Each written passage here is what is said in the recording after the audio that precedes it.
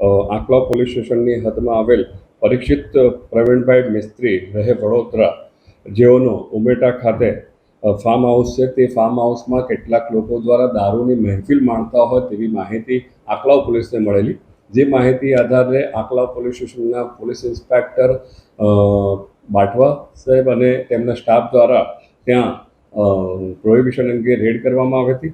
જે રેડ દરમિયાન ત્યાં કેટલાક બિયરના ટીન, તેને લગતનો સામાન તથા તે લગત ત્યાં જે હાજર કુલ વ્યક્તિઓ 18 અને 2 અન્ય વ્યક્તિઓ જે પરીક્ષિત મિસ્ત્રી છે અને જે દારૂના સામાન પૂરો પાડનાર મળી આવેલા નથી.